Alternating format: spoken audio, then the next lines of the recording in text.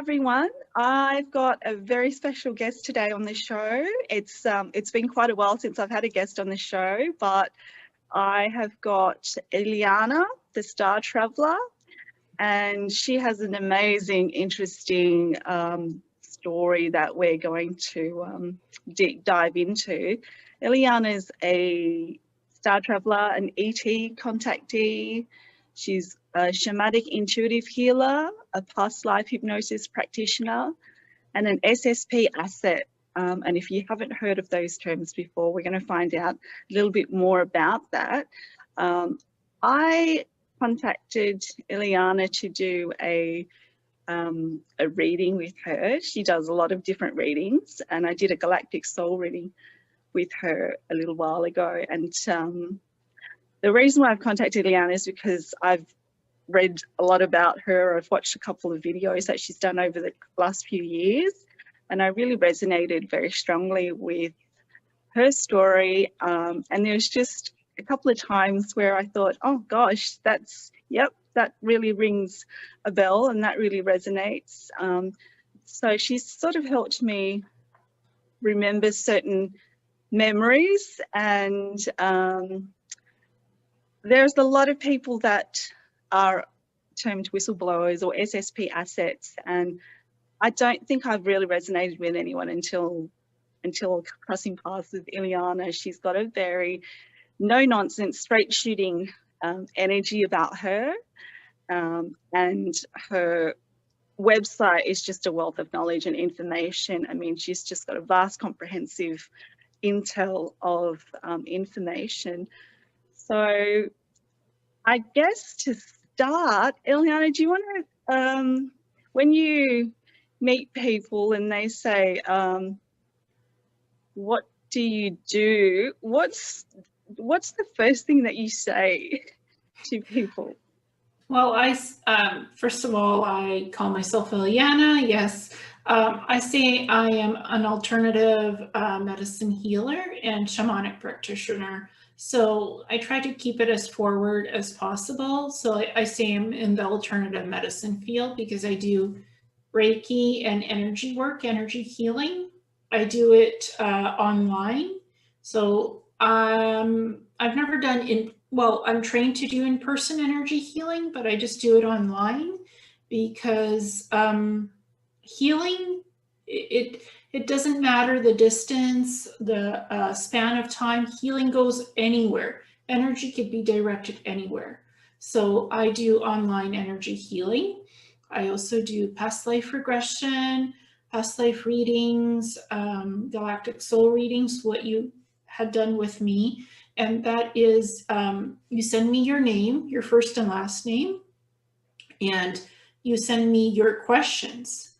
And what I do, I already have a set of categories, as you've seen in the report, about your soul origins and galactic origins, who your higher self is, who you are as the soul, one of your incarnations or several, how much of ET genetics you have, percentages, what planet you came from, what your life was like, what parents you had, siblings, kids, husband, partner, life partner, that kind of stuff.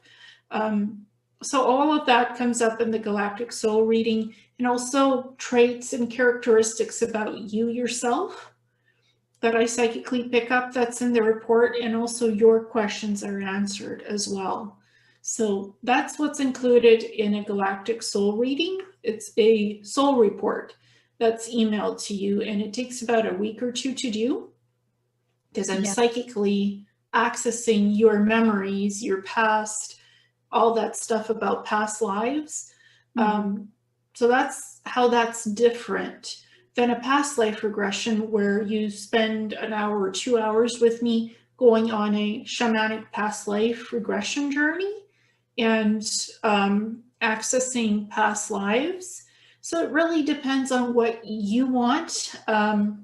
In the shamanic journey, past life regression, it's kind of like we look at more of what lifetimes you've had, maybe not necessarily galactic stuff.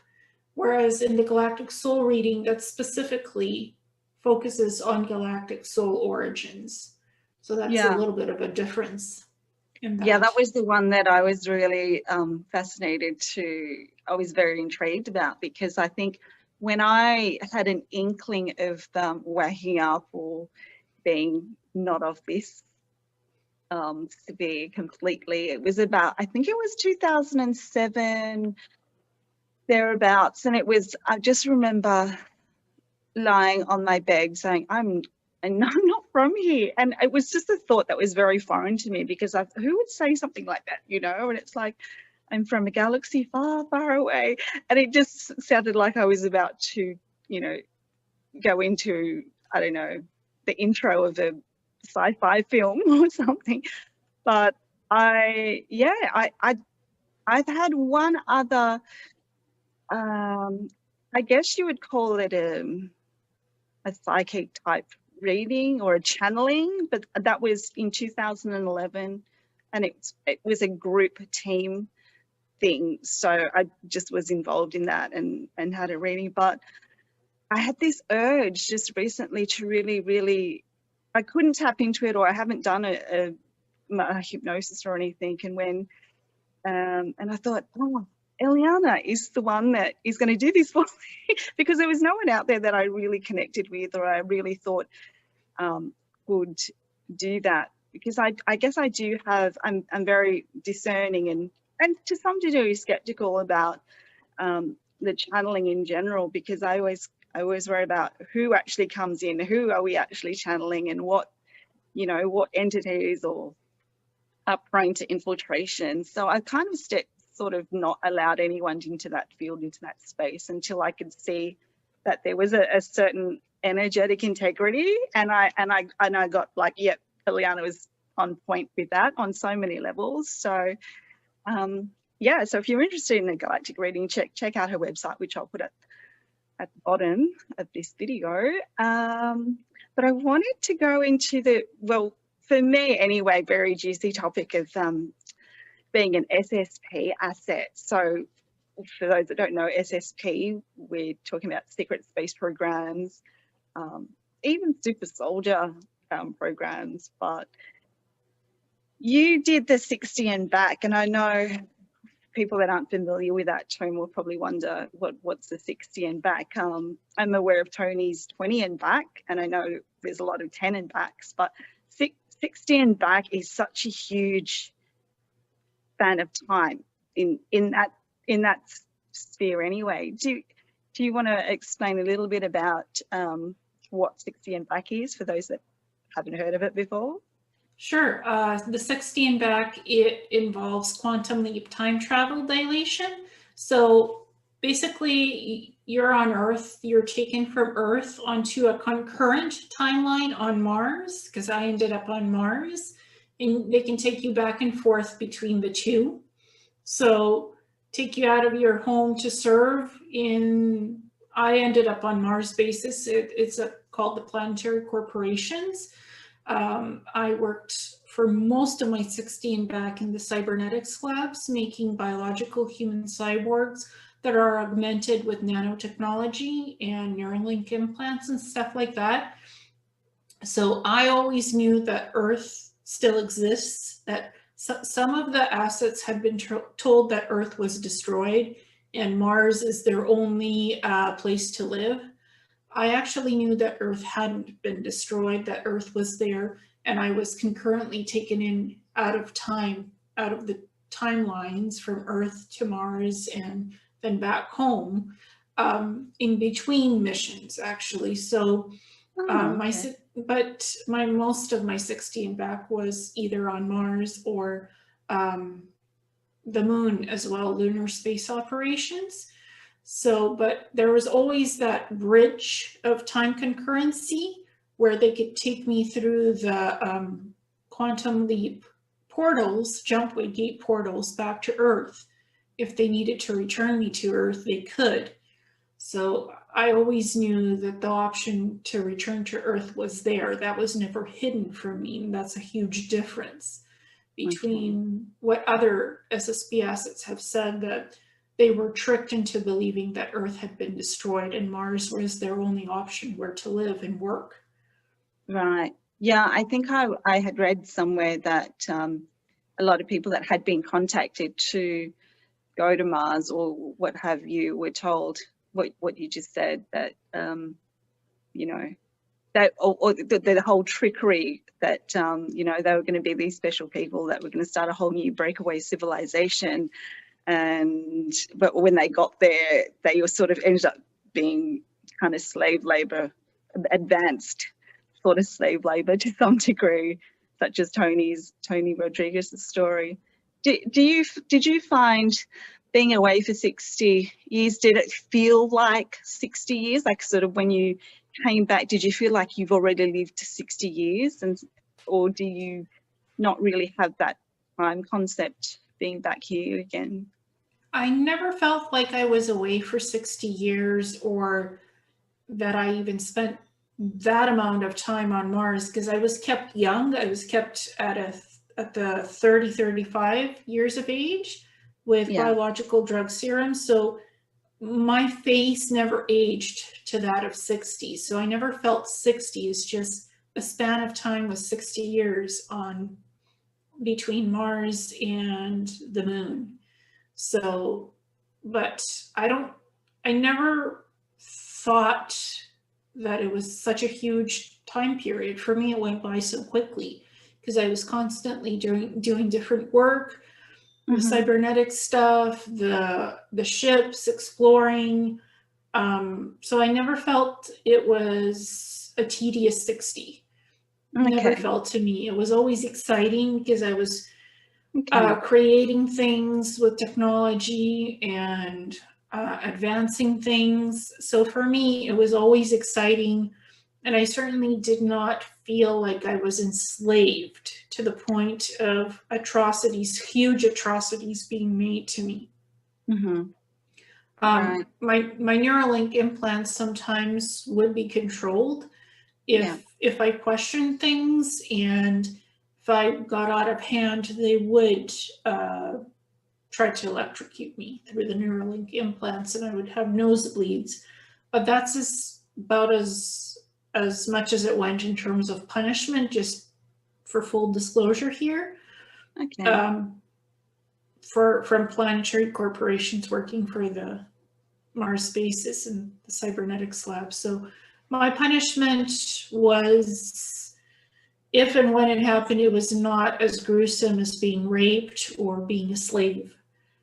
So that reminds me of the film. Who is in it?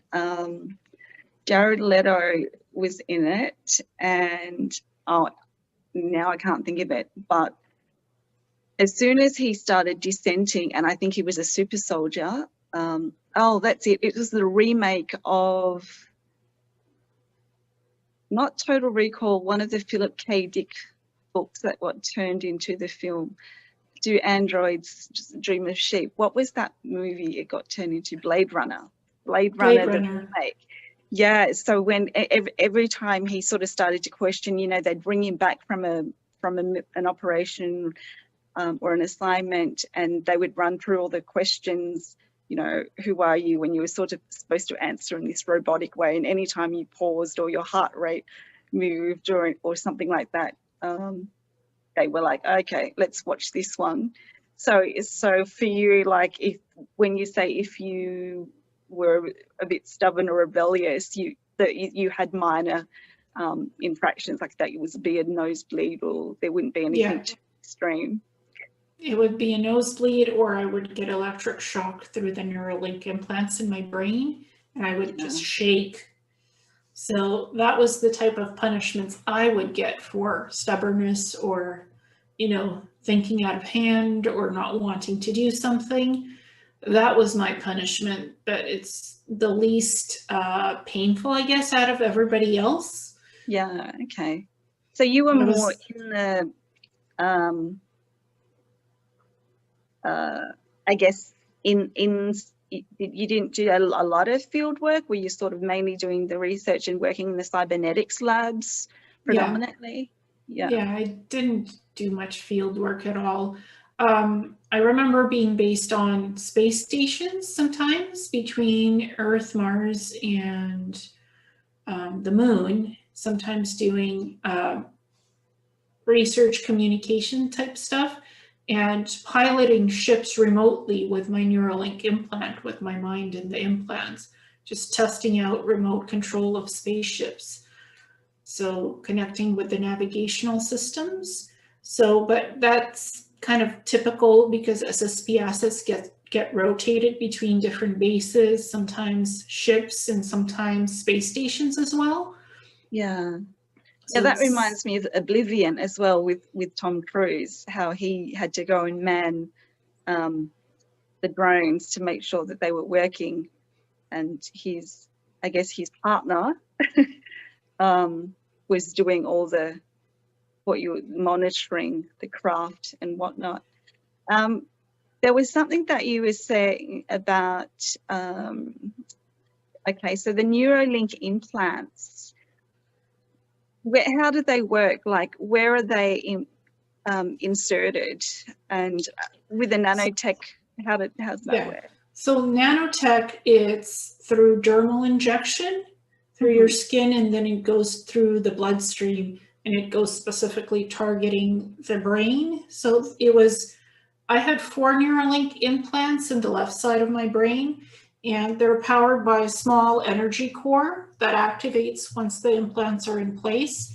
And it's connected by gold fibers, nanofibers, to the neurons in the brain. So their Neuralink implants themselves are like this big. And there was 4 of them in my brain when I was working on Mars. So, and it increases your telepathy, your psionic abilities, so you can communicate with other SSP assets telepathically who have the same Neuralink implants. You can tap into any technology with them, and you can even track yourself when you're out somewhere. It's always recording what you're doing, where you're going. It doesn't record your private moments in life. It only records what you're doing while you're working. So yeah, and it allows you to also tap into different ships, navigation, all that stuff, databases, and look what's going on. Tap into technology, also tap into receiving downloads and uploads of information. So you're not trained for work duties the same way as you would on Earth for months on end for a job. You just basically, you get all the information training through the Neuralink implants. Any information can be downloaded into your brain and you can receive the training. It goes, you get downloads and it's all processing it in your brain, and you get the training with the Neuralink implants. They help guide the training for work and stuff, so you don't spend months on end training for a job. Yeah, that when you mentioned the telepathy between you and, say, a team, someone on your team, that reminds me of Ghost in the Shell, where she's talking telepathically but through the Neuralink. And there was also another film, I don't know why, there was just so many films that are just, the predictive programming, it just feels like an onslaught at the moment. And I guess it always has been, but I think if you're tapped into that wavelength, you start to see them more, and you start to pick up what are they dropping in now for the subconscious or the conscious. But soft disclosure through movies, video games, and shows to get us, it's all labeled as science fiction, but most of it is not science fiction these days. It exists elsewhere. Yeah, I mean, that's how they drop it in right in front of your face. I just I've been astounded quite literally by so many of them. But some of them have started to awaken my own memories, and for me it's been a process of sorting out and discerning, what's fantasy, what's illusion, what's creative imagination, hang on, no, there's something there that's kind of pulled me in, and I've experienced that. I know that. How do I know that? No, it's not because I saw it. I know it cellularly in my body. And in one of your PDFs, I can't remember what it is. Oh, you talked about when you're on a mission, for example, and you've got this suit, the what's it The called? smart suit. Smart suit. Yeah, that's right. And I automatically remember a scanner darkly, another Philip K. Dick. I think he tapped into what was happening. So I think he's actually quite brilliant. But a scanner darkly where Keanu Reeves has the shimmering, shifting, you know, cover. Like you can be invisible, or you can be undetected, or you can shift into something. But yeah, when you talked about that, I went, had one of those. And it just doesn't make any logical sense in this reality. But when I heard you talk about it, I went, yeah, okay. What? And then I see it in films where they fade in and out, and you know, Star Trek movies where they flicker and fade in and out depending on the electromagnetics or the electricity. Yeah. How does that work? Well, because the smart suit has an electromagnetic field around it. It creates this electromagnetic field, and it can make you invisible. It can make you visible. You could activate it to go through walls, anything solid, because you're not completely solid when you're wearing the nanosuit. And the reason why it's nanotechnology, you can call it a nanosuit or smart suit. It's the same thing. It has the nanotechnology in it, which can change your molecular structure. It can change solidity to be half corporeal, could make you invisible, could make bullet projectiles bounce off the electric field. So the smart suit basically protects you while you wear it. So it's like your shield, your electric shield, if you will. And a good example of that, where you can see smart suits, is in the show Continuum, where from the future they go back into the past to get the escaped convicts from the prisons. So it's like the time police in a way, the time wardens. They go back to retrieve the criminals. Yeah. And to change the past so that the corporations don't win. Yeah. They actually wear the smart suits. So, and it can mimic clothing as well, because of the nanotechnology. It could change color, it could change shape, it could adapt to your body type, to your skin, to fit you. Yeah. And so it can do a lot of different things. So a good movie, a good show. It's a show. It's called Continuum. Okay, so I haven't seen that one. There are so many out there at the moment. Yes. It's like they're just dropping them in. And yeah, like you say, it is self-disclosure, but it is a sort of a remembrance aid for some SSP assets, I think, to some degree.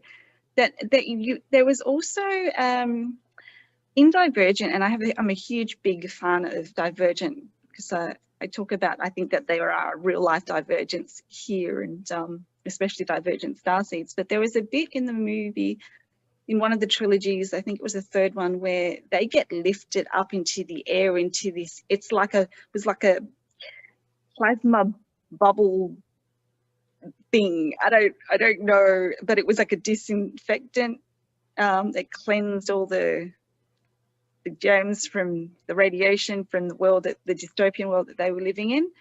And so when I saw that part, and then I read that you had spoken about it somewhere,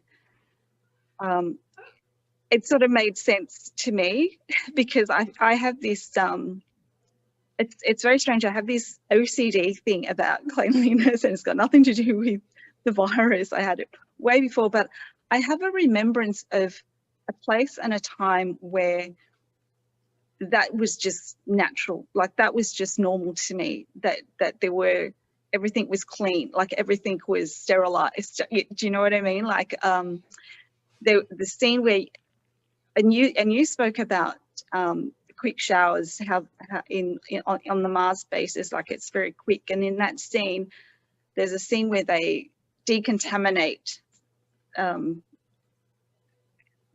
protagonist, and it was like this quick, like you go up through a car wash, but it was just this really quick, but it got rid of everything, all the, you know, nasties. And yeah, I'm just it's called a sonic shower because it has rays of light and it cleanses you, and it doesn't really have water in it anymore.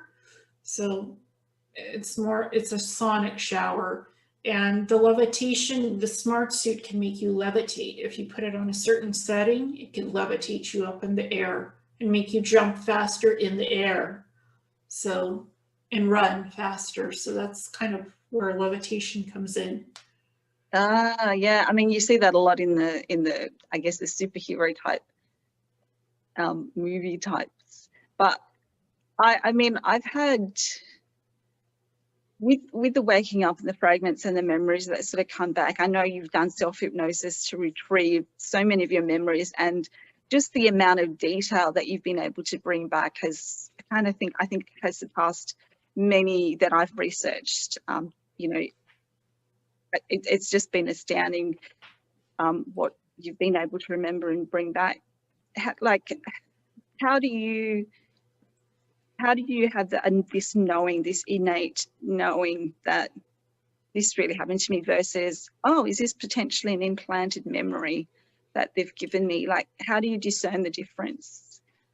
Double checking 3 times that it's the same thing and it's consistently the same memory, that there's no deviation from it. It's constantly the same. It doesn't change. It doesn't alter. It's the same memory. So I look back at it over and over again, 3 to 4 times, just to make sure it's correct. It's my experience, and asking the question, is this an implanted memory or is this my own real memory? Was anything altered in this memory? Again, is it my own? Was it ever altered?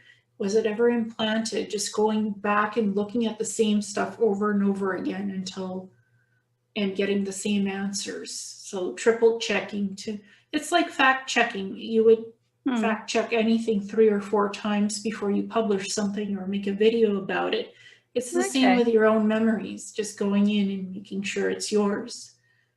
Well, that's a good idea, because I've just recalled that once, and it's just been, I think, I've often wondered whether it was just a dream, but it's, you know how you're in a dream and it feels real when you're in the dream, and you wake up and you're like, oh, that was just a dream. And then some dreams really feel real. And so there have been, I think, a handful where I've woken up, but they have a different quality. It's like a HD quality, the vivid lucidity, it's like 4K. It's like very sharp, energetic resolution. And it's like, that was not a dream. And there's no other way that I can verbally explain it other than the content of that makes me think, well, you know, that's an implant, or these are memories that are slowly coming back, recovered memories, and they have to do with assignments that just don't make sense in this world, in this reality. They just don't make sense. But you know, they become more concrete when I see the information dropped into the predictive programming, or other people talking about the very same thing. And I just had so many clarity moments when I heard you talk, or watched your videos, or read your things. I went, okay. And so you've definitely helped me like research more and just try and find out what's going on. Like you've been abducted since you were young, so sort of with that with a Monarch training, Monarch programming, or was it ET based or MyLabs? That was Monarch Solutions, and that was when I was from 12, I think 10, from 10 to 12, something like that. And that's basically physical conditioning, I guess. They take you from the home. They put me in the Sierra Nevada mountains because I'm in Canada. So they took me from Surrey, BC and Richmond area and placed me in Sierra Nevada, Madre Mountains. And I remember being drowned behind a cabin, something in a hot tub style, being just grabbed by the hair and plunged into water, and seeing how long I could hold my breath and stay conscious and still be able to think clearly. So it's physical conditioning, how much pain you can withstand, how long you can stay conscious, and doing that over and over for you, and seeing how long you can last. And that breaks down your mental conditioning and toughens up your physical conditioning. Just makes you tougher every time that you survive something. Yeah. And the other thing they had me do is, with my psychic, telepathic, psionic ability, you could call it whatever, because it's the same thing. They had me opening organic, natural portals, keeping the portal stable, going through it, keeping it open, and ending up somewhere else on the other side, coming out from point A to point B on the planet. This was on Earth. So those were the main things that I remember from Monarch Solutions. And that's all prep work for the secret space program, Mars Lunar Space Operations. So that's kind of prepping you before going at the age of, for me, it was 15, I think, into the secret space program. Okay. Yeah. When you talk about the prep, the training, I guess, I again, I can't verify my own, but I have had the whole being in a chamber and the water coming up and seeing how long I can breathe or not breathe. And I just remember being like, it wasn't a coffin, but it was some enclosed thing where I was lying and the water was coming up, and like you're saying, you're being conscious of whether you're breathing, how long you can breathe. And again, I can't confirm whether it's a dream or a memory, but I do know. I just remember the scene in Kingsman, the Secret Service, where they bring all those young recruits in, and there's that scene where they are in the sleeping quarters and the water rises and they've got to try and get out. But I think that's a common technique that they use on people, the water, the drowning, and how long you can stay. And that was also in Divergent as well, where she was in the box in one of the simulation exercises, and the water's rising up, and how does she break the water to get out? And yeah, so it was just a couple of things that I went, oh, okay, Ileana's done it too. The more vivid it is and the more painful it is, the more real it is, actually. So if you feel the pain, you feel the trauma, you feel the engagement in whatever you were dreaming about, it's likely real. Yeah. The more vividness, the more interaction you have with the scene, with the experience, that tells you it's real. And I think I also read it in one of oh gosh, what's his name? I'm forgetting. The guy that has done a lot of has helped a lot of people recover, and he wrote the book. No, I can't remember. It's off the top of my head. But he had written that a lot of super soldier training had encompassed that. Tell me about your you have hints that perhaps you're an assassin, because I also resonated with that, and the being able to just do things, and consciously there's no way in this reality that you could be that fast. Like you have a passion for weapons. Yes, I do.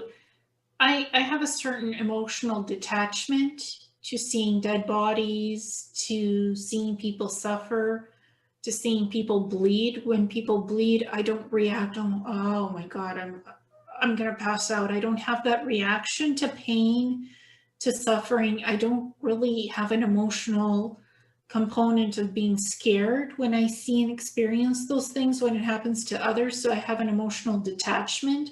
That's the first clue that there's some kind of a training and programming to detach you from fear, from reacting in a normal emotional setting. Like most people, they see a dead body, they might scream in horror. They see blood, they might faint, or they might be shocked.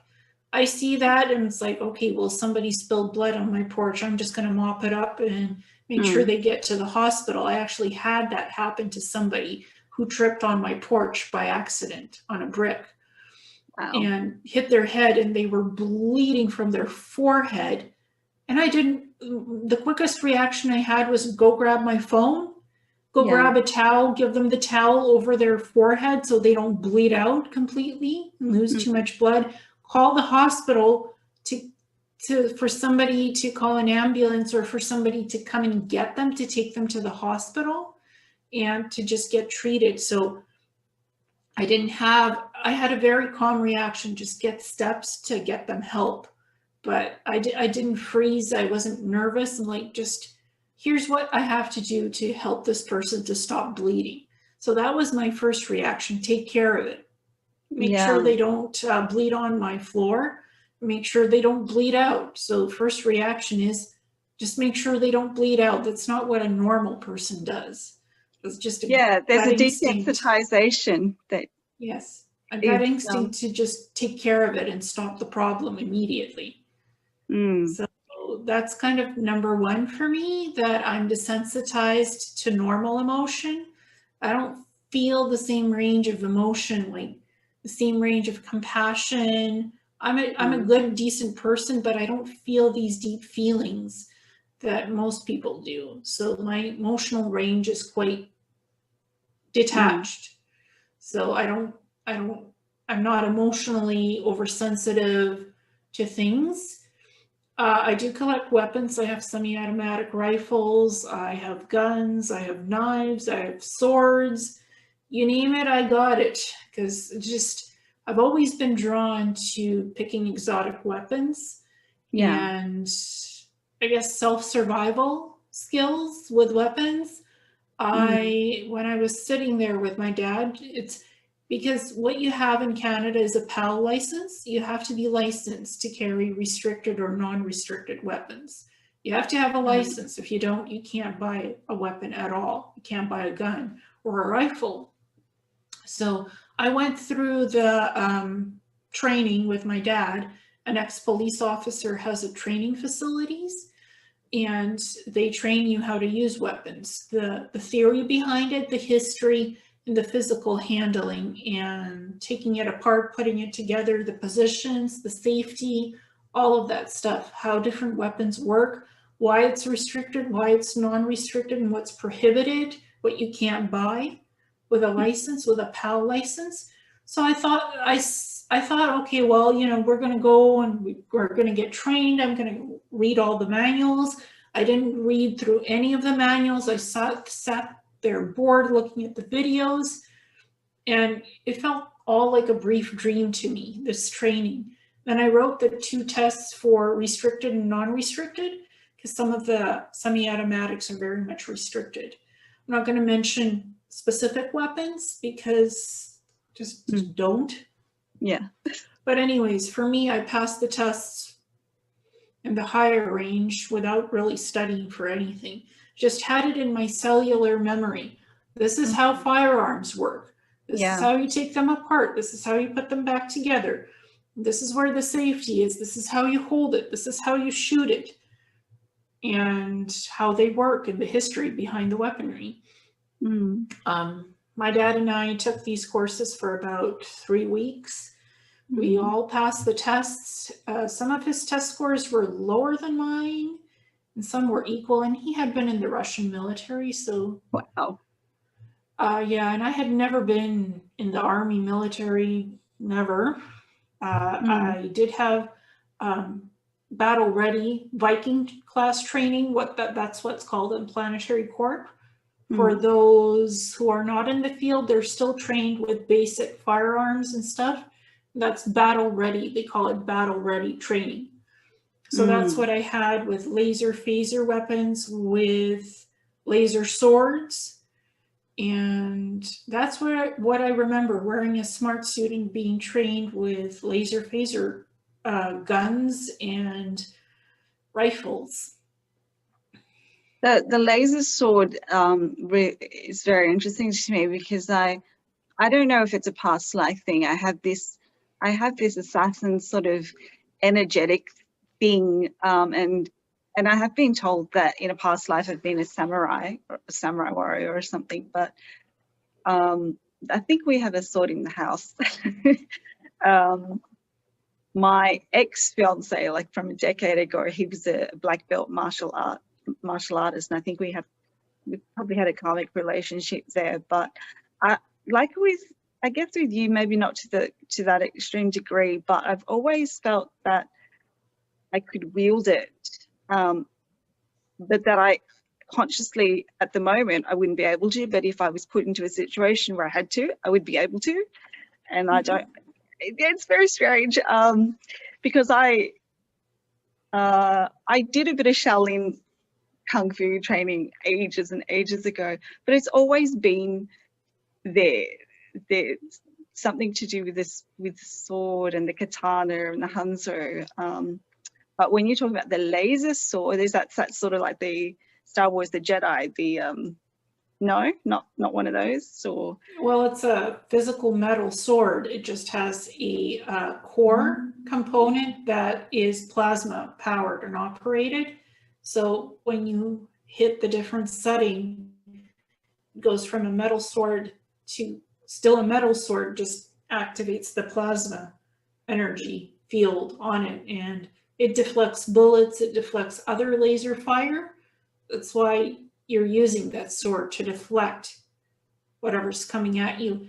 And I remember using these plasma laser swords in Antarctica because of the electromagnetic properties in Antarctica. Weapons don't really work there, deep in Antarctica. So these laser swords do work because they're not powered by anything that's has a power pack or a battery, or it lasts longer because the plasma core is somehow different in the sword than other phaser laser weapons. Okay, so that's interesting. The plasma laser sword is your basic survival weapon tool, even in Antarctica, if you're stationed in Antarctica. I mean, and I heard that that's very heavily manned with security. I mean, there's very few people can get there because of the bases that they have in Antarctica. That's true. That's true. And for assassin stuff, that was with Dark Fleet, so that wasn't even with planetary corporations. And you're taught this: you take out the target, it's done cleanly. There's no evidence, no mess, nothing left. So it's clean. Removal of targets, criminals, pedophiles, whatever injustices somebody has done that's kind of went rogue from planetary corporations, from Kruger, from Central Command, Dark Fleet, whoever. If you need to take somebody out, you take them out. There's no evidence left that you were ever there. So you are trained as a true assassin, whether it's to kill, to just retrieve or remove. You get the job done always. There's no room for error to make a mess.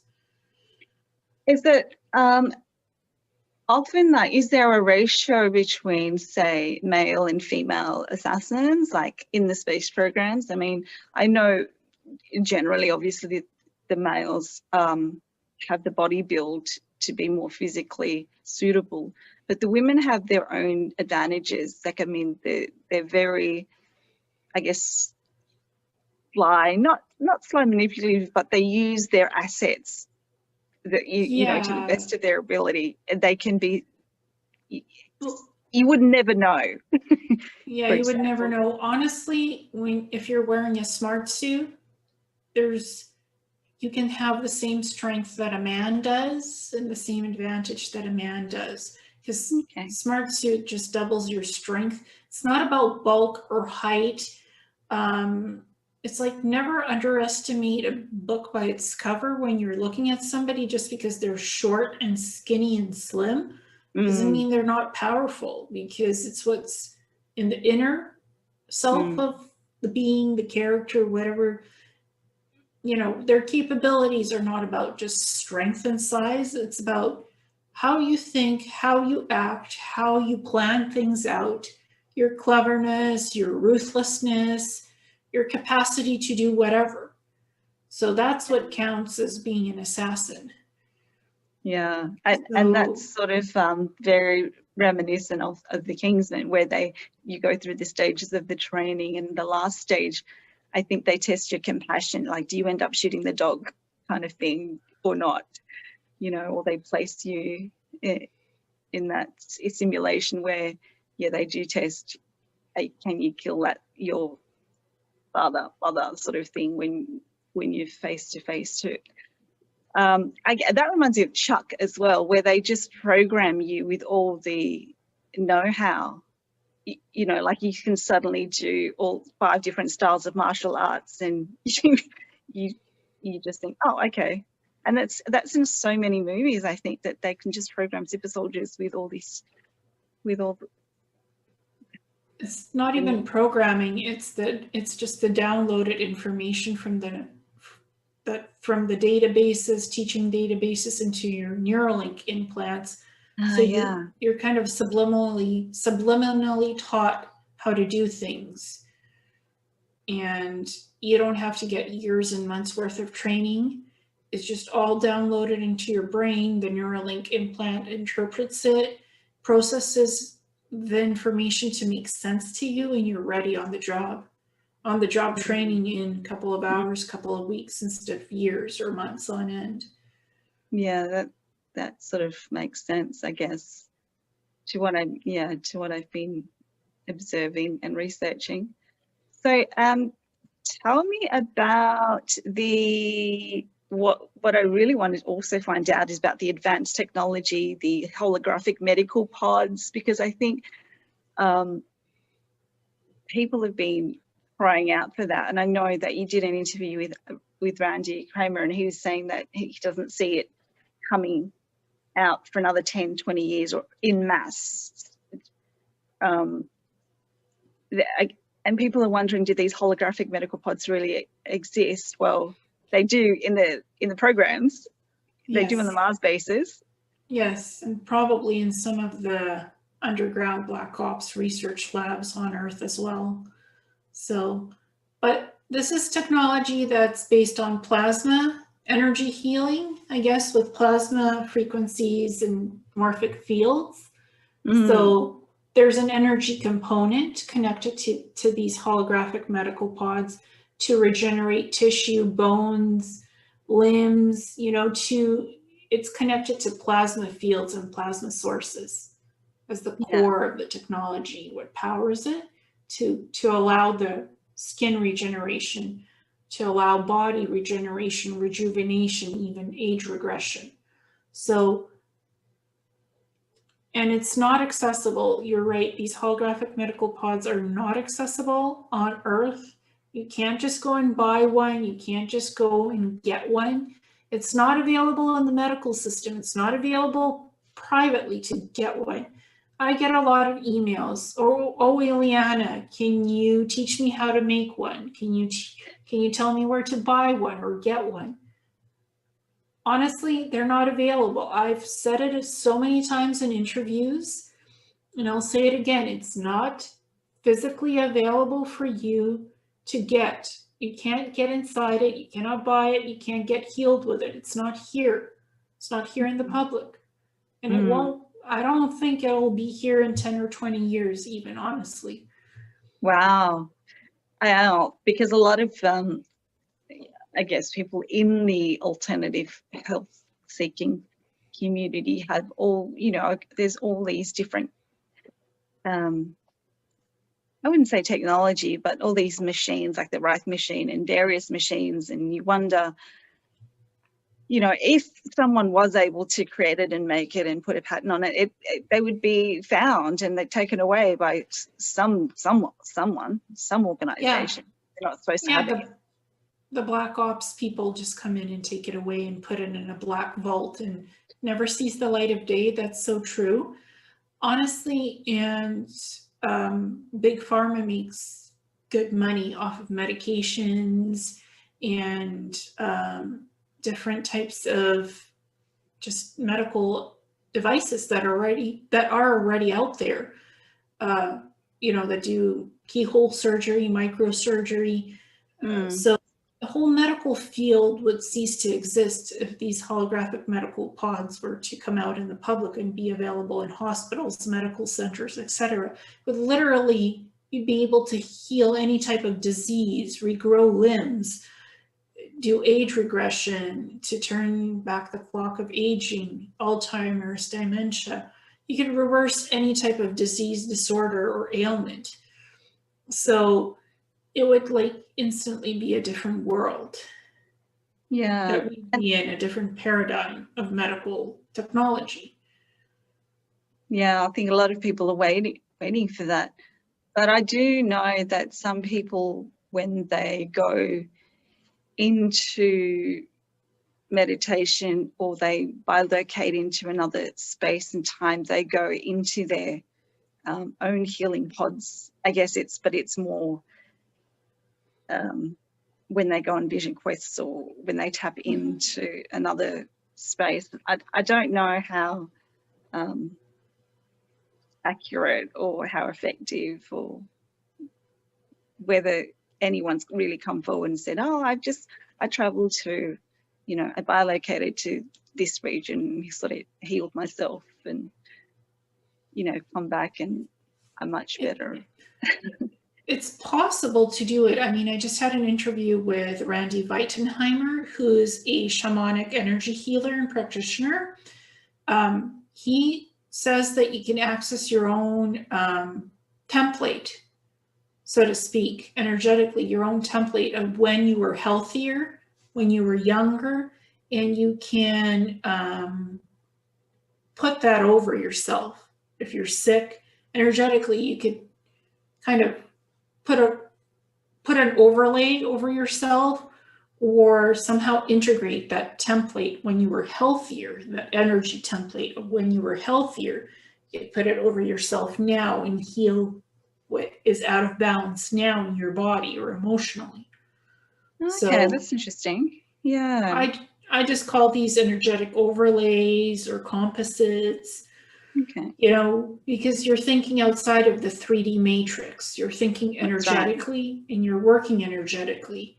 So if you want to change something health-wise, you can go into an earlier time in your stage in your life when you're healthier, and you can take that component of whatever the energetic overlay is of where you were healthier, and you can transpose that over what it is now to heal what is damaged.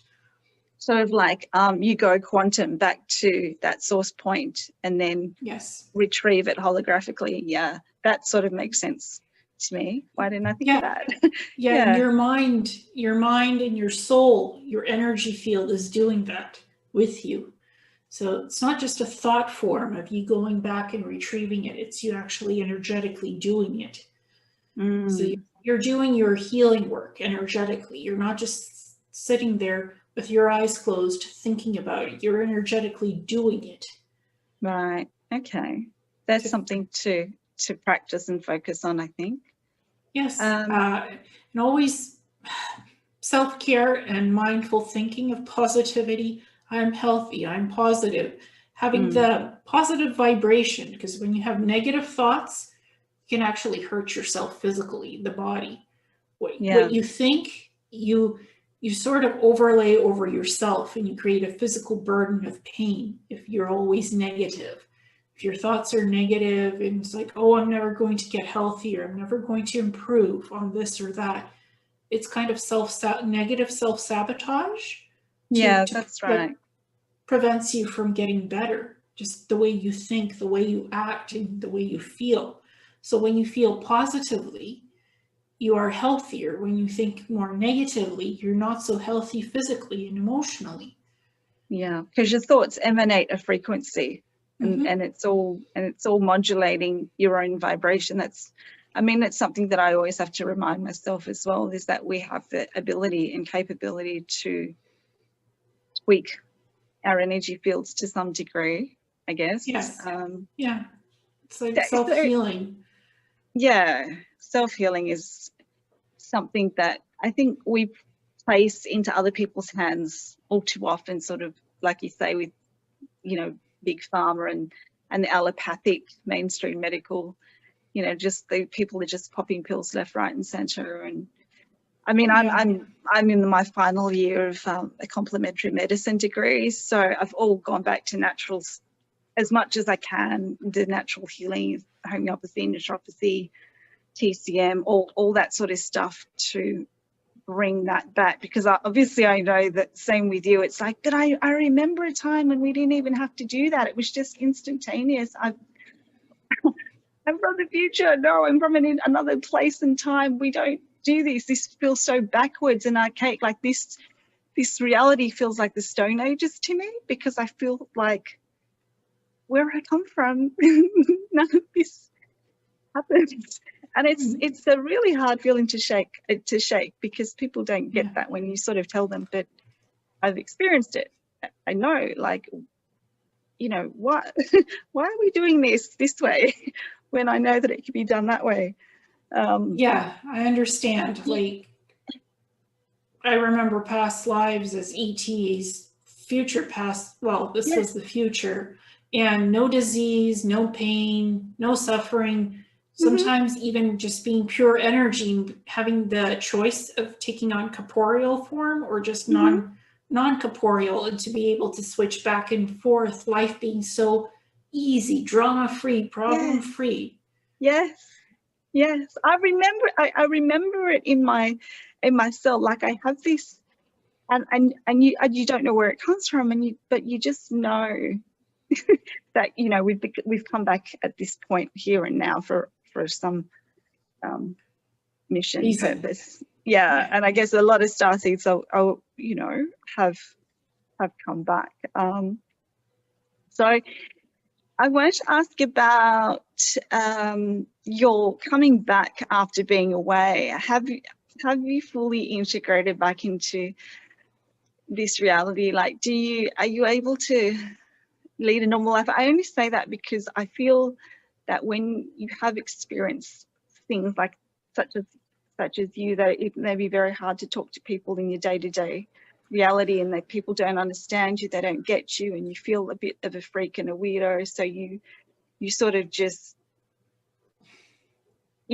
try and fit in, and you sort of put yourself under the radar, and you're a sleeper. I feel like a sleeper starseed, a sleeper agent. No, not at all. I mean, I know what I know, and I've experienced what I've experienced, but I can just easily blend in with people and I make sure I hear what people tell me, and I just observe it, take it in, and see what the person is like. I just listen carefully. What people don't understand is I listen, I observe, and I see what you are and who you are and what you're becoming. I just see it in you because I see your source field, soul energy. So for me, I don't judge people. What people think is strange and weird to me is just normal and part of my life. So I don't feel like I'm weird or a freak or a sleeper agent. I just know what else exists out in reality. And I just do my life here on earth. I'm here, I exist. I just do what I do and go about my normal daily life. The only difference between me is I know a lot of information, and I know a lot of medical stuff that I shouldn't know.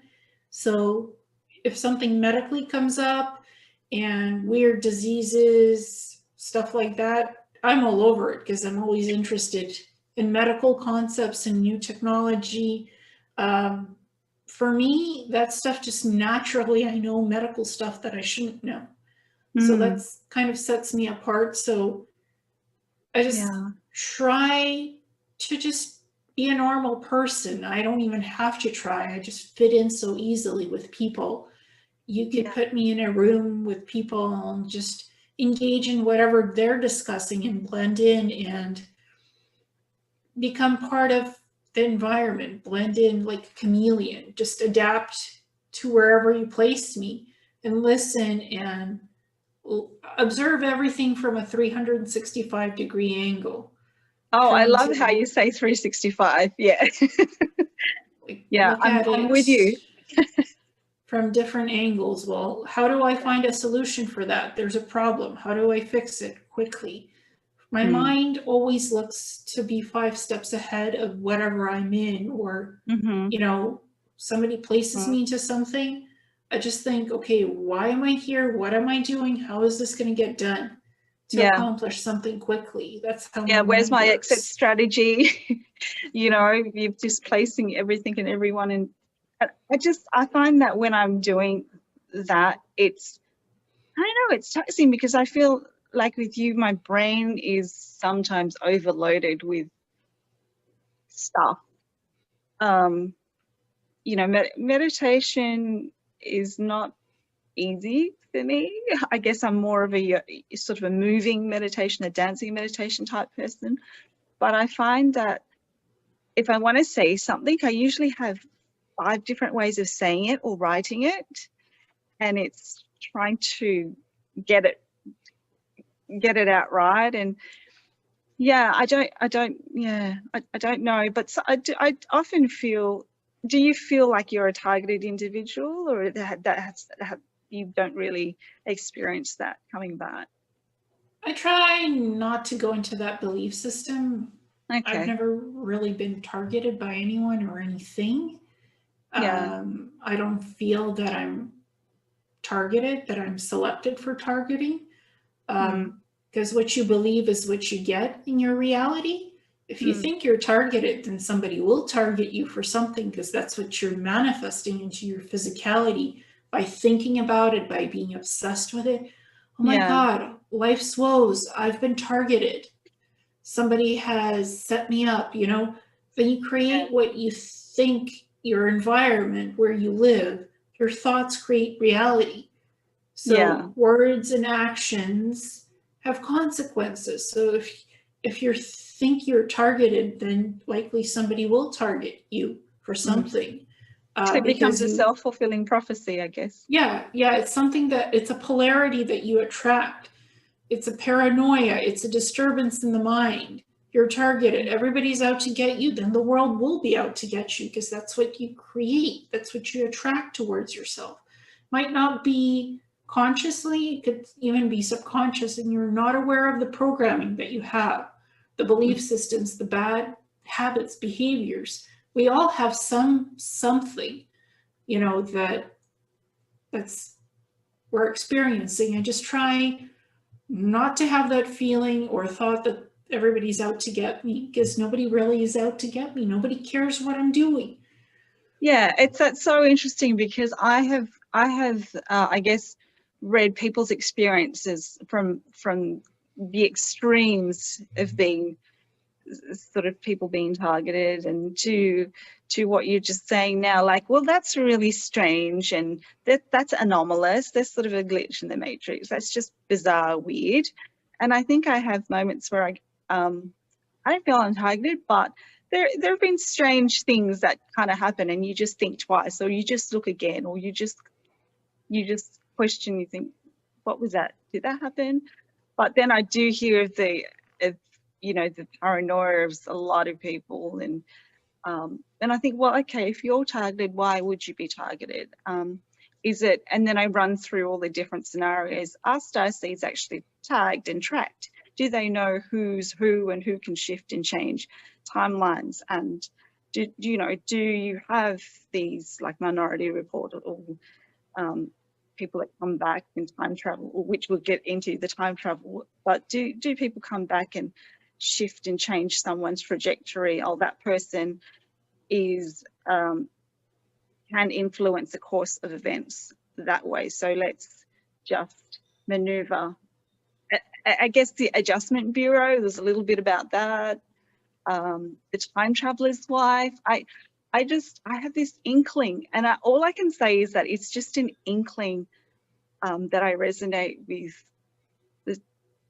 the Time Traveler's Wife in that, and I don't know, I know this could be total conjecture, and that I feel like that I have a partner, but he's not in this realm or dimension or time, and I can't explain it other than just,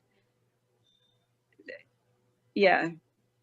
There's something strange. There's a glitch somewhere, and I don't make heads or tails of it, but yeah. Or it's not a glitch, it's just an inner knowing who you were in another lifetime with, or, you know, like just a residual leftover memory of who you were in a different timeline or a past life, you know, because you do have different dimensions, concurrent realities, alternative realities, you name it, it's out there. And time is not static, it moves. Time and space move at different levels and dimensions. So it's never standing still, it changes constantly. We are tracked. I mean, I know I'm being tracked by the SSP and the ETs. That's why I'm like, careful what you put out there, careful what you say on the cell phone, in the emails, messenger.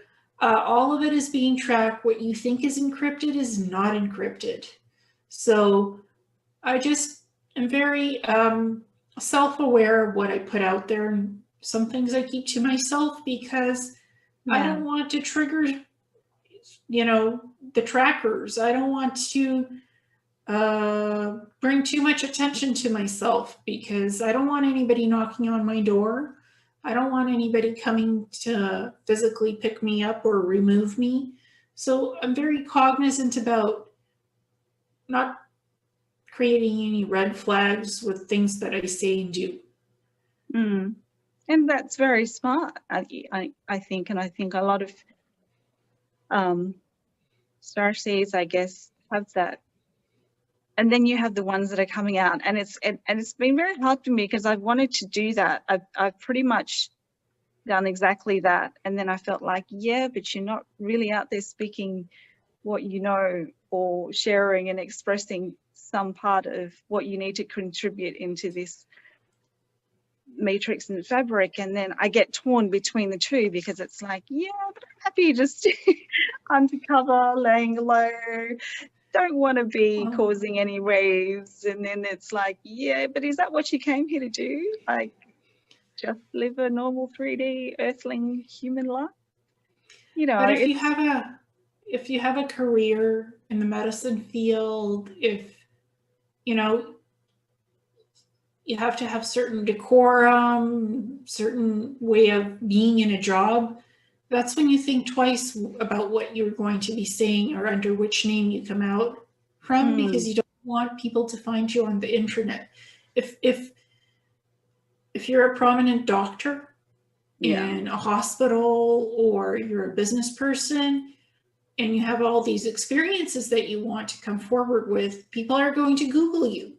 If you're in business for something, if you're a teacher, a doctor, people will Google you to check for a job interview, to whatever, because that's how people check people these days, on Google, on Facebook, on YouTube. They put in your name and they see everything that you're disclosing. So there's, I guess, a certain type of decorum where you don't say too much, or you just come out under your middle name, your initials, under a pseudonym, because there's a certain amount of anonymity that you do need to be somewhat anonymous with what you say and do. For me, that's not really an issue anymore, because so I had come out under my own name, and I was called a fraud and a liar and other things by a certain individual who's now been found to be disgenuine and dishonest. What comes around goes around. If people call you those things, most likely they are those things themselves, and it's a bad reflection on them for the name calling. So leave the judgment at home, is what I say. Because I actually do believe karmically comes back to haunt you. But again, what you choose to disclose and how much, and that depends on you and who you are and what you do in life. Yeah, I Because, mean, I'm very much in agreement, and I have held a role where I needed a security and police clearance, and I've been very, you know, wary of coming out. So this channel, it doesn't have my name. Like, I mean, people call me in the interview that know me, they have used my first name, but other than that, I haven't given any emails or anyone to contact me, apart from the people that know me and know who I am. But yeah. because I haven't made any waves about coming forth with any information that's going viral, I guess my own soft disclosure is very soft, and it's, you know, it's managed to a degree where I say I don't know, these are just fragmented memories. But we'll see what happens, I guess. Yeah, and I guess be aware of what job you're in, what you're studying for, how much you have to lose, and how much you need to keep in terms of your respectability, financials. Honestly, I tell this to anybody who thinks about coming forward with this stuff and disclosing. Think about how people will look at you, treat you. If you're in a high-paying job where it's full of responsibility, you don't want to be looked at as a weirdo and somebody who is not the standard normie, the normal, unawakened mass. You know, I call these people normies. So that's a nice term. well, I've had other terms. I try to be a nice person without name calling because we don't need that. But you have to think about, what is this worth to you? To disclose, like, why do you need to disclose? Is it something that you feel from your soul that needs to come out for the world to know, or can you journal it? Can you just have a personal video vlog of it? And just, some people choose to document their memories privately, whatever they remember, and it's enough for them. And some people feel there's injustices in what they've experienced, and they need to disclose that. They need the world to know, and somehow help others. So there's a lot of different reasons why you disclose and why you don't, because it's personal to you. Yeah, I think I'm still in the very, very, very beginning stages of testing the ground with that. But I forgot to, going back to the time dilation, the time portals, the quantum, the gateways. I think you mentioned before, people are wondering, well, how do you get from here to there, and how do they take you, and how do you end up on Mars bases? And you were saying something about some underground bases have gateway portals, or can you explain? It's a portal platform that's activated with technology. It's time dilation technology. It's based on energy and fields, and just technology that can literally change the vibration of time and reality. So it could do time travel, it could do concurrent timelines as well, or it could just basic portal travel from point A to B to, with quantum teleportation, it could take you from point A to B, or it can take you to a different time period, back in time, forward in time, near future. It has to do with 0 point and quantum leap time travels. It's like, it's technology. It's man-made technology that can do time travel. So it's just a platform station with a bunch of controls, holographic controls, that can manipulate spatial time coordinates and manipulate reality as well. Mm. So that's the best way I can describe it, because again, I don't know the schematics for how to build any of that. I just remember stepping in on these platforms, shimmering, kind of feeling an electrical vibration, sometimes seeing shimmering, what looks like shimmering water or an energy field, and just going through it and ending up somewhere in a different timeline. Well, you say you were And conscious as you were going through each time yes, coming back? yeah, like being very much conscious from when I'm on the Mars jump gateway portal systems. I go in on the platform and I go through the energy field, and I end up on another planet, or I end up back in my house on Earth, and only 5 hours have passed, but on Mars, a year somehow has passed. Even though the reality is the same, it's in the same locality, Earth and Mars, in the same, feels like the same year, but time has passed somehow with this technology, time has passed differently. It's only 5 hours on Earth, but it's really a year on Mars that you've done. But it blends in together when they return you, so it feels like no time has passed at all. Yeah, and then that's why people say, well, how could you have been gone 20 years? But time works differently in other realms. Well, it works the same because it's Mars and Earth. It's just they have the ability to manipulate time, matrix of time. Time is spatial, so you can literally manipulate how much time has passed here and there, even though it's the same reality. You can change how time runs, I guess, speed it up, slow it down. Actually, you're right, because I think here you can even play with it. Like there's times when I just wish something would just, go on for a long time, and there's times when I just want it to be over and done with, and then I'll be like, oh, that really, yes, it's sort of this fluid sort of, I don't know, kind of plasticine. You're sort of playing with it in a different sense. I mean, there's times when I think, well, where did that didn't feel like, 13 hours. That felt like half an hour sort of thing. Yeah. Because time is energy that you can manipulate.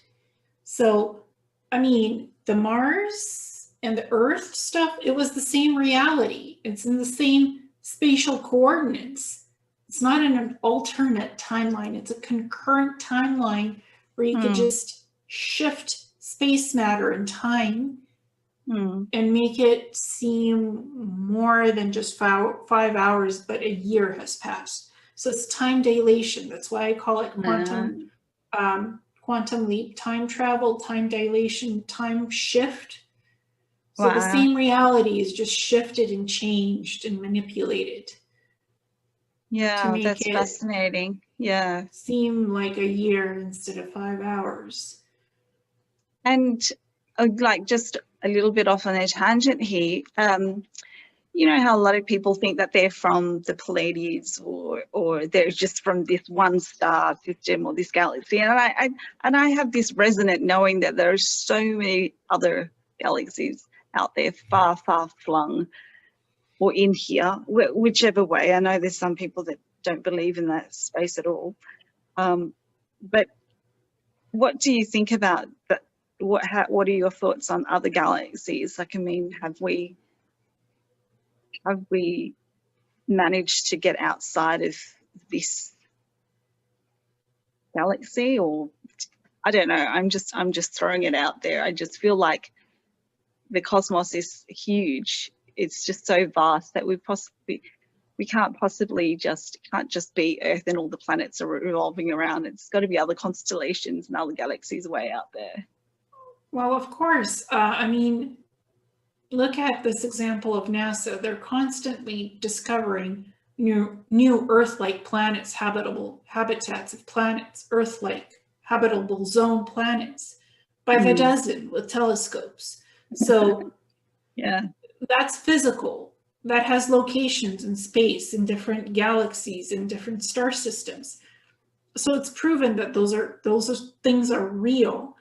The only thing that's not being told to us is that we have these secret space programs, we have these vessels, crafts, whatever you want to call them, that are anti-gravitic, that can go beyond the speed of light and travel to other planets, star systems, galaxies, maybe even universes. I mean, we're told that it takes many years to get to Mars with rocket fuel, rockets.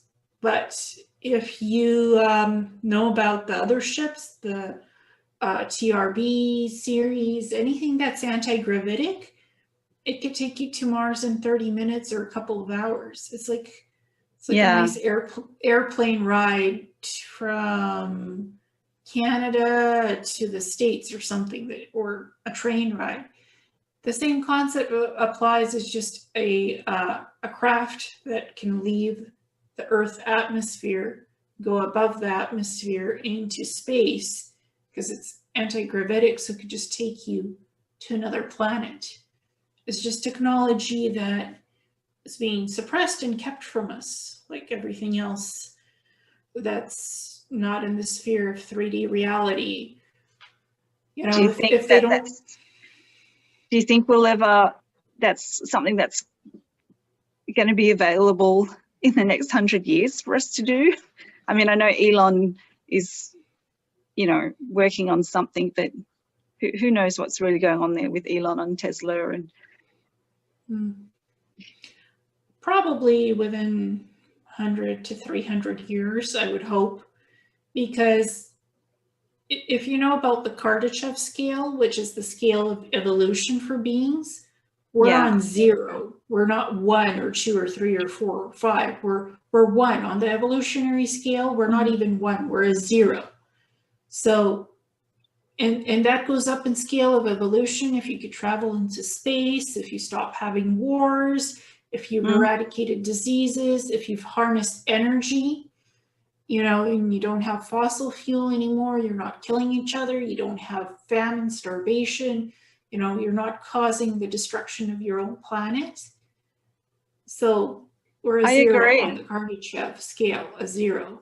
Yeah, and you know, when I tap into some other star lineage, and I feel like, you know, the Vulcans, and I can't remember, but on Star Trek where they're like, or even the day the Earth stood still with Klaatu, it's like humans just haven't reached that level of evolution yet. You know, they're still, you know, warring, and there's just, and I do wonder, I'm like, why have we come back here? What are we supposed to do? You know, how are we shifting this? Because it's not that I think, like, you know, the dark deep state or the cabal, or it's not like I think, oh, you know, let's just depopulate and just start again and do the whole eugenics. But sometimes I wonder, are Earthlings ever going to get there? You know, it just feels not like a lost cause. I hate saying that, because and it's, you sort of balancing between taking the hopium and just shaking your head a lot when you witness what's out there, but then you try and find the magic and the moments of splendor in this earth at the same time, and you're just, but knowing that you've come from a different kind of realm where it is possible to coexist in harmony and to have that golden age and that era where, you know, there isn't fighting and there are no factions, and it's peace, and you wonder whether you've come back because you've already had that. So now you're here to help evolve and shift the consciousness of this planet. And I think if I was to fully come out in disclosure, it would be for that reason, is to shift the consciousness of the planet. And, you know, like that starfish that you throw back, it makes a difference to that starfish. Maybe like you did for me, you gave me that little bit, not crazy after all. No, I never say anybody's crazy, because you know what you know in your inner self, where you came from, your star origins, your galactic origins. That's part of you. That's your own special memories. And I tell this to everybody. I cannot alter what I see psychically of your memories of where you came from. some people may want to, it's like, oh, I want to be 40% Pleiadian or 100% Pleiadian. If I don't see that in your genetic makeup, I'm not going to tell you you're 100% Pleiadian when you're not. I'm not going to tell you what I do not see or what you want to hear from me. I won't do that. I never do that. So sometimes people may be disappointed if they don't get to hear what they want it to be or have memories of. I'm not going to give you what I don't see in your memories. So people don't know what's in their report other than the questions that they send me. Because I always ask people, send me your own questions in addition to what I put in this Galactic Star Origins report. People don't even know the categories because I mean, I'll admit, I hadn't heard of some of the split percentages of mine, and I was like, oh, that's fascinating. And where is that? Is that in this constellation? Is that in this galaxy? But it makes sense to me that there's 5. There were 5 because I never felt that I was from one. Like I always knew that there was more than one. Yeah, and honestly, people ask me, can you describe each ET species that I was of in this percentage? And I say, if you have 5, 6, 7, honestly, I see the name of the species you were in the percentage, and I put that in because it's a huge report. So I can't tell you every species you've ever been and describe every lifetime you've ever had. That would take several sessions or several reports. So I concentrate on the most important thing that you were and the percentages of it. So that's what I put in, what the species was called and how much percentage you were of those species. So, and sometimes it's not Pleiadians, it's not Arcturians, Vulcans, it's not the typical thing that you hear about that's been overplayed and hyped up. Sometimes it's something totally out there that even I don't understand the name of. It's just a name of a species. It's a galaxy, it's a planet. It is what it is. Just try to sound out its name so I could type it in correctly, what I psychically see in your memories of what you were and where you were and when and how and why. So, but sometimes even I can't explain every little thing that I put down into that report because it's your lifetime, you've experienced it. I can describe it in so many words and so many phrases to make it understandable, because sometimes even I can't wrap my mind around what is this. Yeah, it's not my own memory that I'm looking at or experiencing, it's yours. Yeah. Sometimes I ask the person, well, what does this mean to you that I wrote? What does it mean? Or they have a question after the report is done, like, what is that? Can you explain to me? Yeah. So I try my best, but sometimes not even I can explain everything and anything, because it's not my reality that I experienced. It's yours that I saw psychically. And I just reported on what I saw. That's basically what a galactic soul reading report is.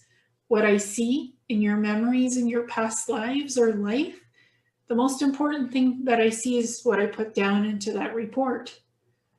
Yeah, so, and I guess it's up to the individual if they want to dig deeper and go into their own inner knowing and their own gnosis or their own omniscient kind of knowledge to see what else comes up for them based on your promptings, you know, which I have not done yet because I've sort of sat with it and just let it marinate and percolate just to get a feel for. Yeah, I mean, it's huge.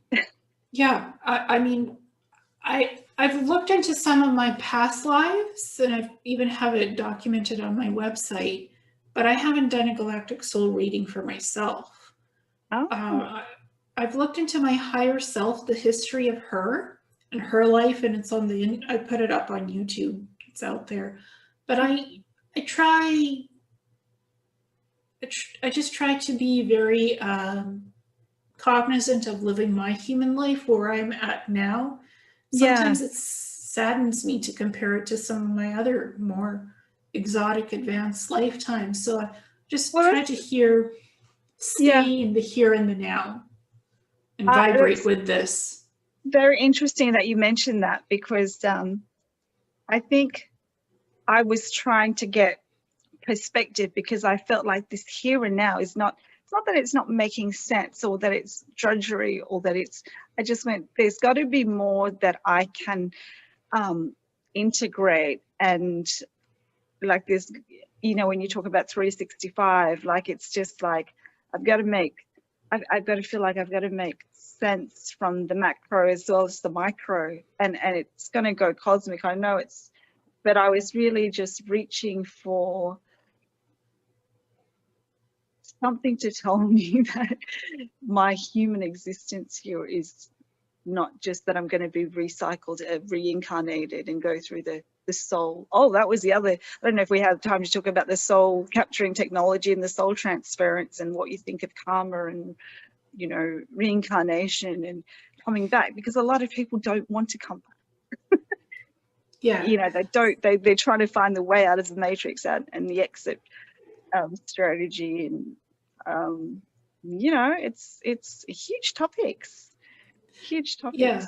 So the soul capture technology, basically, when a person comes into the bases, whatever, into these cybernetic labs, what can be done is your soul consciousness, that is you, your whole soul, whatever part of your soul that powers this human body can be taken out with, it looks like an electromagnetic charge.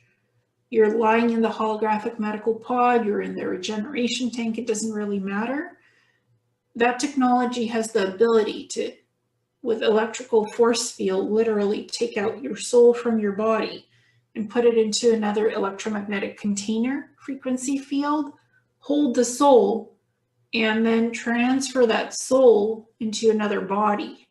So it's, and that's, your soul will power the biological human cyborg body that they could make out of your own DNA, out of your original DNA, just augmented with nanotechnology. Still a human being that's not cyborged out like in the movie, all those Schwarzenegger movies, you know. Oh yeah, Total Recall. Oh no, No, you mean the yeah, the one with Sarah Connor. Yeah. Terminator. It's like Terminator. Yeah, there's so many Terminator movies these days.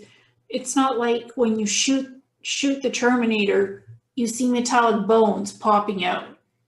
You shoot a human biological cyborg, you see flesh, and you see, yeah, they just have some kind of nanotechnology augmentation, Neurolink implants, or some other stuff that just makes them a bit more faster, a bit more intelligent. They've got the best of both worlds, I guess. Yeah. Well, depending on how you view it, but yeah, but you still see it, a body, a human, very much a human body. But have some cyborg augmentation with nano implants or something else, nano enhancement. But if you create a human biological cyborg, you can use that person's same DNA to create kind of a duplicate of them. But it's called the biological human cyborg, and you could take the soul out of this vessel and put it into that vessel. I've often wondered whether some of us have gone through this so many times, and say, for example, in that movie Aeon Flux, where she is the original back then, and then it keeps, like what you described, keeps happening, and then say that, you know, that biological cyborg bodies, somehow they just need to upgrade it, or that doesn't work anymore and they have to, I mean, they undergo repair, and they just start a new one. I don't know, and I'm just wondering how many of, like, almost like homeopathy, like the percentage, the dilution, that dilution factor. I wonder sometimes are people at 10% of their original? Are they 50%? Are they 40%? How much have they been, manipulated or changed? How many times have they been upgraded? And to the point where was I, where is my original essence? Where was the original essence? How many? And it's not even an incarnation, is it? It's when they keep, what is it called? When they just upgrade you constantly. They keep your original body in holographic medical pod stasis or the regeneration tank stasis. So your original body is not destroyed while the soul transfer happens. So they're obligated to keep you alive, the body alive, as much as they can. And soul transference, you could do it so many times because you have to have the original DNA of the person to create the human biological cyborgs. You can't just replicate that body with too much DNA resampling. Taking DNA from that biological human cyborg and replicating that 3 more times, it degrades the quality of that body. Well, that's what I was wondering. Right, okay. So you always have to resample the original DNA, the healthiest DNA from the original person, the original who's not augmented, and make sure you have the best DNA sample of them. That's not degraded, that's not sick, that's not this and that so much. So same with cloning. You can't just reclone something from a clone and a clone and a clone. It will degrade. You have to have the original DNA to make a good clone. So you can't just keep regenerating something, making it over and over again. It's not going to be the same thing. Do you think then that some of the super soldiers that go out into the field and assignments, like their actual original is in the pods and their upgraded biological Borgs are the ones out there doing the assignments, and each time, do they put those Borgs back into the pods to get fixed and healed, but always keep the original? Does the original ever come back out? Or is that when they send them back and age regress them back is when the originals come out? The originals come out when they're age regressed backwards, where they need to be in their life. There's an obligation to return their original body with the soul back in it once the service is done. So it's just living the soul, living its life out on Earth after the SSP. It's kind of an obligation to allow the human body and the soul to have its lifetime as it's meant to live on Earth after service or between service. Some people are retaken back into the programs on intermittent missions.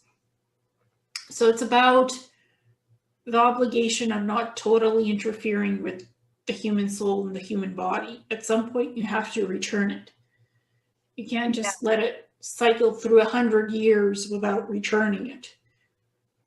Yeah, I mean, 100 years is quite a long time, isn't it? That person must be super special to keep them for 100 years. That's just an example. I said 100 years. Yeah. That's too much, but if the person something makes them different or special, then they'll keep them 100 years sometimes. Really depends on the person. So, but there is an obligation to return you to live out some portion of your life on Earth and some non-interference with your life. Yeah. And in terms of, I guess, reincarnation and karma, whatever your belief system is whatever you might end up doing again. Like if you believe you have to incarnate every time, then you'll incarnate every time. I believe you can exist as pure energy that can take on some corporeal form, then dissolve the body and back to energy. I don't believe in being sent back into the recycling trap with my mind wiped every time. I don't believe in permanent reincarnation. I know that there's more out there than living dirt side on a planet. So I don't believe in a constant cycle of incarnation. If I don't want to do that, I don't have to. I don't have to do a life review. I don't have to be trapped by some species or an SSP in having my soul captured and my mind wiped. It's all about your belief in what you choose to experience. Yeah. You gotta have the sovereignty, don't you? That's got to be strong. Because in the afterlife, life continues. So you're still alive and you're still doing stuff and experiencing a life. It's just might look a little different than the solid form of this, where you are now in this dimension, this planet, this life. So, because the soul is pure energy, the soul is a vibrational source field that powers this body. When you're out of the body, you have the source field, soul energy. And you have a choice. Do you want to be pure energy? Do you want to be in a physical body again? Which planet, which dimension, which universe, which galaxy? So you have choices to make of what you want or don't want. If you don't want a physical incarnation, you don't have to have one. It's about understanding belief systems and going beyond those belief systems. And what do you want to choose next after you're out of this human body and you die? Yeah, I mean, I'm thinking about that stuff now. You know, and I haven't. Yeah, you might be leaving the physical body, but your soul is alive. It never dies. It is eternal. You just travel somewhere else or into something else. So just have the concept, well, what am I going to do with my energetic soul when I don't have this body anymore, this physical attachment? What do I want to do next? If you keep that in mind, you won't fall into all that hoopla. Oh my God, I must reincarnate every time. I must have a soul review, a life review, what I did wrong then, what do I need to adjust next? Like, what lesson did I learn or not learn? You don't have to have a life review on the other side. If that's not what you want, you don't have to choose that. You don't have to believe the lords of karma are there to do a life review for you. There are so many different theories out there about life after death, you know, but I do believe that consciousness just shifts and changes and morphs, and we still go on. It's just going to look a little different to here and now. And that's why I think you live backwards. You sort of think, well, if that changes, then how can I make the best of the here and now? Yeah, exactly. You know, or what exactly did I come here to do? Why I decided to be in this human form, in this expression of myself? Is it to help somebody retrieve something, do something on the planet, to change something different? You know, we all come back to do something. Yep. That's why you get into a physical incarnation, to change something, to retrieve something, to help somebody. It's an intricate decision of why you choose to come back into perhaps a lower dimension, a lower frequency vibration than what you were before. There's always a why and a reason. Sometimes it's very simple, sometimes it's very complex. And in terms of karma, I do believe in karma. What goes around comes around. Yeah. So if you wish something bad for somebody else, it might reverberate back to you and cause something bad to happen to you because you've misjudged something, you don't understand a person, you don't know something, and you wish something bad for them. Well, it's a horrible intention that won't happen to that person because they don't deserve it. It'll just come back to you because you thought about it and you wish somebody harm. So the harm will come and be done to you instead of that person who doesn't deserve it because they've done nothing wrong. So that's how I see karma. Careful what you think or try to manifest into reality, what you think about others, what you think about yourself.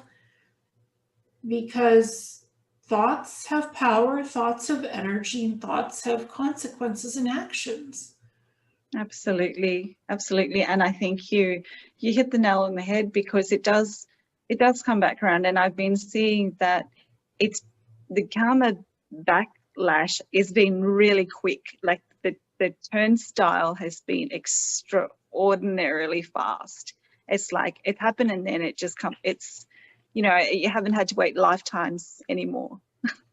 It's been almost instantaneous in some aspects. So I mean, I'm conscious as much as I can be, but there are moments when you slip and you think, like, you know, when that person just speeds down the street or cuts in front of you, and you're like, you know, and you think, if you ever get in an accident, then you'll understand why you shouldn't speed. But it's not that you wish them, but I'm very close, and I know that, and I have to pull back that thought, because it's like, you know, so little things like that I have to watch out for. Yeah, and those I know people, that I don't want to. Yeah. And those people that do speed and cut in front of you, the speeders have a death wish. Perhaps it might not be fully conscious, but you know, it's like, oh well, I'm not worried when I'll go and how I'll go, or if I take somebody else with me, oh well, not a problem. You know, some people might have a death wish, so to them it's like, no big deal, whatever. That's just that. It's interesting to think about, you know, when bad things happen to good people, you always hear about, well, why did this happen? And in the back of my mind, I'm like, I'm pretty sure, and I can't prove it, but there's some balancing that's the universe has had to do. It may not have been in this life, may have been several lifetimes, but because I know for myself personally, I always wonder now, why? Because there's nothing that makes sense why something would happen here, but there's a residue of something from somehow, somewhere else. And, you know, it's my belief that, okay, that's been counteracted, and I'm not paying for it, but there had to be an adjustment made. I mean, there's various theories around it, but you know, when I see a bigger perspective, I can manage, you know, if I'm just stuck in the micro and if you're in victim mentality and why has this happened to me, you know, poor me, it's, you're not seeing the vaster, bigger perspective. And I think it's very hard for people to see beyond that. Possibly in another lifetime, the roles were flipped and reversed. And a lot of people sometimes ask me in these galactic soul readings, I had past karma with my father, my mother, my brother, blah, blah, blah, and that's why I'm not having a good life now. And when I read that question, they're like, why? And I don't see that past karma between those people. It's just things are happening to people in this lifetime, in this reality, because it's a hard reality to live in. Sometimes it has nothing to do with your past karma that you think you have with somebody you were attached in a previous lifetime to. And you think you're paying for something that you're not paying for because you don't have that karma with that person. And they're like, really? You didn't notice that connection when you were writing the report? I'm like, no, I didn't see it because I just don't see that connection because you don't have that past karma with that person. You have nothing to atone to. You just have a hard life in this life because of life situations, of where you are, where you live, life situation. I'm just saying that's your life situation. It's not karmically tied to anything. It's a hard density. Yeah, it's a hard knocks density here, 3DO. Definitely not for the faint-hearted. No, and that's why you have difficulties. That's why you have problems, or you're abundant and you're just beautiful lifetime. Certain people have more prosperity. Others might not have the same abundance. It's whatever factor in life that you have. So it's not necessarily tied to karma and associations with somebody from your past life. Because that's a limited paradigm. It can be a limited paradigm if you're just viewing it from that cosmology or that perspective. And that's why I agree. I think to be able to expand our perspective and see what else and who's in control of the ship, like really, like what forces are there that are in control. And I think everyone's, you know, who's at the top of the pyramid really, like. Yeah. I mean, you might have peace and quiet today, your neighbors change and it might be a little louder or it might be quieter. You know, people change, neighbors change, locations change, where you live, how you exist. It's all factors of what do you have around you, with you, near you, and how you perceive those things in your reality. That also creates karma or lessens karma or removes karma. There's so many different factors in life that contribute to things or not. So it's not all up to you and the karma that you create. There's other people around you in your life, outside your life, that contribute to it or not. So many variables. I say karma is not just one thing, not one particular thing you're stuck on because you think it's karmically out to get you or connected you with somebody or something. I say, well, I see this perspective, not what you thought it was, or I don't see it at all, or something in between. So, you know, I try not to hurt anybody with these galactic soul readings, but sometimes people don't get what they think they get out of it. Because I'm just not seeing the karmic connection, especially when they ask the karmic questions. I have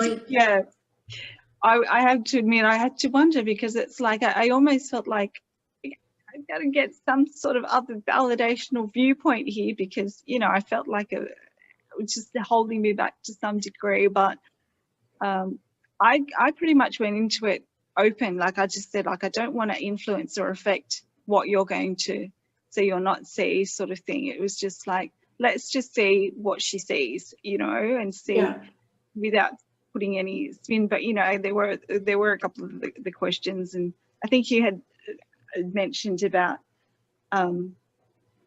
overseeing operations in the lunar operations command. Is that what it's called? Yeah, I think there was something with asteroids and mining. And asteroids mining, and what interesting was the floating cities, because I know they exist. I just don't know when or where, how, what, where, whether it's in the future or just another dimension or whatnot. But I've just found that was intriguing, very interesting. Yeah, and that happened to another person where they had been on world ships, traveling on world ships, and they had a shamanic type of lifetime overseeing people's passings. So that just one person's lifetime that I saw. I'm like, okay, interesting. Write it down and tell the person about it. That reminded me of what happened to me on the 12th of the 12th of the 12th. We had just moved house, and that was the first night in the new house. And that night I had a dream. I was in it looks like the glass elevator in Charlie and the Chocolate Factory, but like a new version, like a real advanced version, and it was going up into, you know, sky, the stratosphere, out into space. And there was this kind of person, there was this chick in there, and she was cornering me, and she's like, are you ready? You know, she was saying to me, are you ready? Are you ready for your mission? Like it was like, just was very, very full on. And when the doors slid open, I was in another place. And I say place because I don't know what planet, what system, what galaxy, but all I just, there were planets, and it was red, and it felt like war, or it felt like timeline splitting. It felt like just what you said then. Again, it was really bizarre. Ferrying people across from one to the other. That was the role that I had. And I just went, oh, okay. That's interesting. And I didn't, you know, it was just an unusual kind of dream to have at that point in time on that particular date. It was like the 12th of the 12th of 2012. And I don't know if that was the beginning of the bifurcation point of timelines that people talk about on an energetic kind of level. But I've always, just what you said there, just sort of went, I have a connection to that memory too. and I don't know if it was Mars or an intergalactic wars somehow else, sometime else, somewhere else, or just in dreamlands. And I have grown up, well, I live next to a military base, or we call them army bases, from the age of 12 to 22. And I just remember, because I went to a school that was sort of across the railway line from me, and I would always wake up late. And I always felt like I hadn't slept properly, or I had lived another life waking up or something. It never made any sense. And I remember going up the road to school, and the kids in school was like, oh, Venus coming, and just said my name. She's coming up the driveway, she's here, you know, because they were marking the name of roll call, and I was still running to class, and I was the one that lived the closest to the school. But I always had wondered whether they take you from when, you know, in your teens as well, because I never felt rested. And even now, like, I always feel like I wake up and I've like done another day's work or another mission or something like that. So that's interesting too. Yeah, you had SSP experiences with asteroids mining and those asteroid cities and stuff like that. So, and I mean, these reports are never the same. I never see the same continuous thing for everybody. It's always something different. I hardly ever find similarities, honestly. Every person, I cannot replicate or duplicate somebody's report to give somebody else the same report as what I gave somebody else before that. I mean, how would I just, if I just showed you 20 people's reports from the last month or two, it's not going to be the same. The names are different, the siblings are different, the lifestyles are different, the experiences are different. It's never the same name, it's never the same experience. I cannot make up what I want to make up for you. I can't give you what's not there. I cannot make up anything that I want for you. What is there of your experiences is just there. I cannot add in anything more interesting, extravagant, powerful, popular. I cannot put stuff in that's just not there. I can only tell you what was or is. That's it. What you say. Was there anything like in terms of the mining, because people are saying, oh, that we, you know, haven't been back to the moon since, you know, 60s, whatever. But they're saying that there's just so much, all these different metals and minerals, and that the moon on, well, the dark side of the moon, the side that Earth can't see, that there's all these bases there, and that the ETs have been coming there and going there forever. And that's what we can't see. But with in terms of the mining, I think you mentioned ore, but was there gold and diamond? Like, what kind of metals does the moon? It's mostly uranium. Okay. And other metals that you can make ships with, that strong things that you can make with. Okay. I'm not picking up diamonds or gold on the moon. I'm not picking up that. It's mostly materials that you can make stuff out of that's strong and that's extra strong, that's very much even unbreakable, lasts for hundreds of years. So that's what's mined on the moon. I think what was in your report was called iridium, not uranium, even iridium. Iridium, okay. Yeah, and I tried looking it up on the periodic table and it doesn't exist. Yeah, there was a couple of things that I was researching, like things just don't exist, but you know that it's out there. And I don't. Is there such a thing as the uranium? Because I've been getting that forever, and I don't know if I made it up or I. No, there is. Because I know from some. I don't know if it's Xanadu, and I have a connection with Xanadu and in these shambolic places. But it's like this shimmering silvery. Fabric. I don't know. I don't even know the word fabric, material, whatever. But you can't cut it. It's so Yeah. so stretchable and so elastic. You cannot cut through it. Yeah. So it could form to the body in specific shapes and reform, but you cannot cut it. So there's a special way of making it work for clothing and other protective gear. I've worn it. That's why I think I know that. I think I've worn it. It's so bizarre. So, That's what I feel. Yeah. it's not very soft, but it's not uncomfortable.